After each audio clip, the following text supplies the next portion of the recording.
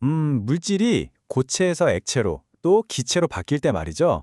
그 안에 엄청난 에너지가 숨어 있다는 거 혹시 알고 계셨나요? 오늘 이 시간에는요, 바로 이 물질의 상태 변화가 우리 주변 세상을 어떻게 데우고 또 식히는지 그 비밀을 한번 파헤쳐 보려고 합니다. 자, 이거 다들 한 번쯤은 경험해 보셨을 거예요. 병원에서 주사 맞기 전에 알코올솜으로 팔을 쓱 닦는데 갑자기 확 차가워지잖아요. 도대체 왜 그럴까요? 이 간단해 보이는 질문 속에 사실 오늘 우리가 파헤쳐 볼 핵심 과학 원리가 전부 숨어 있습니다. 바로 이 장면이죠. 알코올솜이 피부에 닿는 바로 그 순간, 우리는 차가워 하고 느끼잖아요. 대부분은 그냥 알코올 자체가 차가우니까 그렇겠지 하고 생각하시는데요. 사실 진짜 이유는 따로 있습니다. 네, 정답은 바로 상태 변화입니다. 액체였던 알코올이 우리 피부 위에서 기체로, 그러니까 증발하면서 주변의 열을 싹 빼앗아 가기 때문이에요. 이게 바로 오늘 이야기의 핵심입니다.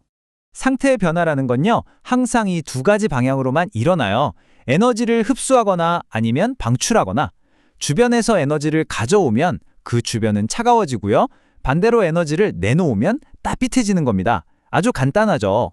하지만 정말 강력한 원리예요. 자, 그럼 먼저 주변의 열을 훔쳐서 시원하게 만드는 과정들부터 자세히 한번 살펴볼까요? 이렇게 열을 흡수하는 상태 변화에는 크게 세 가지가 있습니다. 고체가 액체로 녹는 융해, 액체가 기체로 날아가는 기화, 그리고 좀 특이한데 고체가 액체 과정을 싹 건너뛰고 바로 기체로 변하는 승화가 있어요. 아니 근데 왜 열을 흡수할까요? 간단해요. 입자들을 꽁꽁 묶어있던 단단한 결합을 끊어내고 더 자유롭게 만들어주려면 에너지가 필요하기 때문입니다. 꽉 묶인 신발끈을 푸는데 힘이 드는 거랑 똑같아요. 이 필요한 에너지를 바로 주변 환경에서 쭉 빨아들이는 거죠. 가장 대표적인 예, 바로 아이스박스죠. 우리가 흔히 얼음이 차가우니까 음료수가 시원해진다고 생각하는데 사실은요, 그 얼음이 녹으면서, 즉 융해되면서 주변 음료수에 있는 열을 빼앗아가는 겁니다. 그러니까 얼음 자체가 아니라 녹는 과정이 진짜 냉각의 핵심인 거예요. 와, 이건 진짜 기가 막힌 발명품인데요. 항아리 냉장고라고 불리는 거예요. 큰 항아리랑 작은 항아리 사이에 젖은 모래를 채워두면요. 이 모래 속에 물이 마르면서, 즉 증발하면서 안쪽 항아리의 열을 싹 빼앗아가는 거죠. 그래서 음식이 신선하게 유지되는 거예요. 전기가 없는 곳에서도 이 기화 원리 하나만으로 냉장고를 만들다니 정말 멋진 아이디어 아닌가요? 사실 이 원리는 인간의 전유물이 아니에요. 자연은 이미 이 원리를 완벽하게 활용하고 있거든요. 더울 때 개가 혀를 내밀고 헥헥거리는 거, 또 돼지가 진흙탕에서 뒹구는 거, 이게 다 몸에 있는 수분을 증발시켜서 체온을 낮추려는 본능적인 행동이라는 거죠. 자, 마지막은 승화입니다. 아이스크림 포장할 때 드라이 아이스 넣어주잖아요. 바로 그겁니다. 고체인 드라이 아이스가 액체 상태를 그냥 건너뛰고 바로 기체로 변하면서 주변의 열을 정말 엄청나게 흡수해요. 그냥 녹는 것보다 훨씬 더 많은 에너지를 빼앗기 때문에 아이스크림이 녹기는커녕 꽁꽁 얼어있을 수 있는 거죠. 자, 지금까지는 어떻게 시원해지는지를 봤으니까 이제 동전의 반대편을 봐야겠죠? 반대로 어떻게 따뜻해지는지 그 원리를 알아보겠습니다. 열을 방출하는 상태 변화는요, 우리가 방금 본 과정들을 그냥 거꾸로 뒤집으면 됩니다. 액체가 고체로 어는 응고, 기체가 액체로 맺히는 액화, 그리고 기체가 바로 고체로 변하는 승화 현상이 있습니다. 그럼 이번엔 왜 열이 나올까요? 반대로 생각하면 쉬워요. 자유롭게 막 날아다니던 입자들이 서로 손을 잡고 안정적인 구조를 만들어야 하잖아요. 그러면서 원래 가지고 있던 넘치는 에너지를 열의 형태로 바깥으로 내보내는 거예요.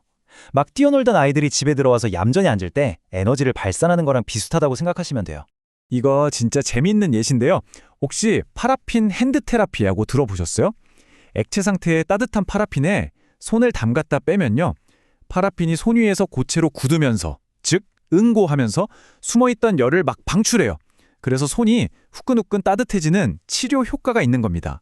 어는 과정이 오히려 따뜻함을 만들어내는 거죠. 신기하죠? 카페에서 라떼 만들 때 우유 데우는 장면 다들 보셨죠? 스팀봉에서 칙 하고 나오는 그 뜨거운 수증기, 즉 기체가 차가운 우유 속으로 들어가잖아요. 그럼 이 기체가 다시 액체로 액화되면서 정말 엄청난 양의 열을 뿜어냅니다. 바로 이 액화열 덕분에 우유가 눈 깜짝할 사이에 뜨거워지는 거예요. 그리고 이건 정말 신기한 자연현상이에요. 보통 눈이 오면 당연히 추울 거라고 생각하잖아요. 근데 이상하게 눈이 막 내리기 시작할 때 오히려 날씨가 좀 포근하게 느껴질 때가 있어요. 이게 왜 그러냐면 공기 중에 있던 수증기가 눈 결정, 즉 고체로 바로 변하면서 그동안 품고 있던 어마어마한 에너지를 열로 방출하기 때문이에요. 말하자면 하늘 전체가 거대한 난방기처럼 작동하는 셈이죠. 자, 지금까지 우리는 냉각과 난방의 원리를 각각 살펴봤는데요.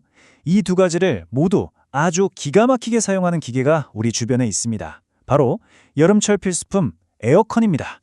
혹시 에어컨이 마법처럼 시원한 공기를 만들어낸다고 생각하셨나요? 오늘 그 생각을 완전히 바꿔드릴게요. 에어컨의 진짜 역할은 시원함을 만드는 게 아니라 열을 옮기는 거예요. 집안의 열을 집 밖으로 퍼내는 일종의 열 펌프라고 할 수 있죠. 에어컨의 원리는 이 표 하나로 간단하게 정리할 수 있습니다. 실내기와 실외기, 이 두 개가 완전히 반대 역할을 하는 거예요. 집안에 있는 실내기에서는 열을 흡수하는 기화가 일어나고 집 밖에 있는 실외기에서는 열을 방출하는 액화가 동시에 일어나는 거죠. 자, 먼저 집안에 있는 실내기부터 볼게요. 여기서는 액체 상태의 냉매가 기체로 증발, 즉 기화합니다. 이거 우리가 맨 처음에 봤던 알코올 수몰이랑 똑같죠? 바로 이 과정에서 방 안의 더운 공기로부터 열을 싹 빼앗기 때문에 우리한테는 시원한 바람이 나오는 겁니다. 자, 그렇게 방 안에 열을 잔뜩 먹으면 기체 냉매는 파이프를 타고 집 밖의 실외기로 쭉 이동해요. 실외기에서는 압축기가 이 기체를 꽉 눌러서 다시 액체로 만들어버립니다. 바로 액화 과정이죠. 이 과정에서 실내에서 훔쳐왔던 모든 열을 바깥 공기로 확 방출하는 거예요. 그래서 에어컨 실외기 앞을 지나가면 후끈한 바람이 나오는 겁니다. 어떠세요? 이 원리를 알고 나니까 땀이 마를 때 왜 시원한지, 소나기가 오기 전에 왜 그렇게 후텁지근한지, 그리고 에어컨은 또 어떻게 작동하는지, 우리 주변의 수많은 현상들이 새롭게 보이기 시작하지 않나요? 오늘 우리는 물질의 상태를 바꿀 때마다 그 안에 숨어있던 거대한 에너지의 움직임을 따라가 봤습니다. 이제 여러분은 세상을 보는 새로운 렌즈를 하나 장착하신 셈이에요. 앞으로 일상 속에서 마주치는 수많은 현상들 속에서 이 보이지 않는 에너지의 흐름을 직접 한번 발견해 보세요. 정말 재미있을 겁니다.